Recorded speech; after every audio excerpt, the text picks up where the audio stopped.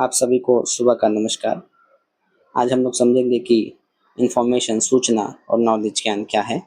सूचना को अक्सर संगठित डेटा या संदर्भित तथ्य के रूप में समझा जाता है। यह कच्ची जानकारी से एक कदम आगे होती है, जहां डेटा को किसी विशिष्ट संदर्भ में रखा जाता है और उसे एक अर्थ दिया जाता है।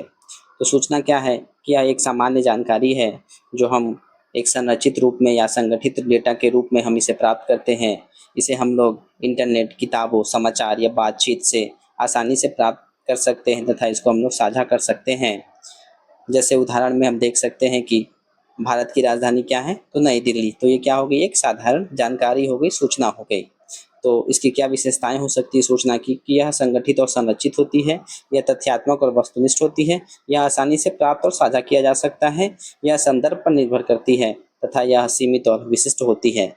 वहीं पर ज्ञान ज्ञान सूचना के से अधिक और व्यापक और गहरा होता है। यह सूचनाओं की समझ, व्याख्या, विश्लेषण, संश्लेषण और अनुप्रयोग से उत्पन्न होता है। ज्ञान में अनुभव, अंतर्दृष्टि, संदर्भ और व्यक्तिगत विवेक का मिश्रण होता है।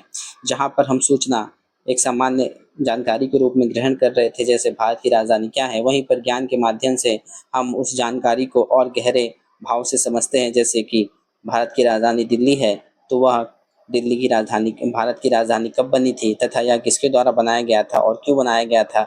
जब इसका हम लोग गहराई से समझते हैं, इसकी व्याख्या करते हैं तथा इसका विश्लेषण करके अपने जीवन में प्रयोग करते हैं, समझते हैं, तो उसे हम लोग ज्ञान समझते हैं।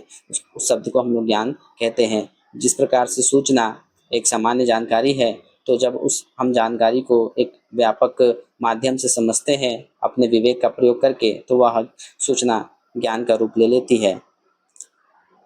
इस वीडियो को और विस्तार से समझने के लिए मेरे यूट्यूब चैनल को सब्सक्राइब करें। वहाँ पे जाके आप वीडियो देख सकते हैं। Thank you.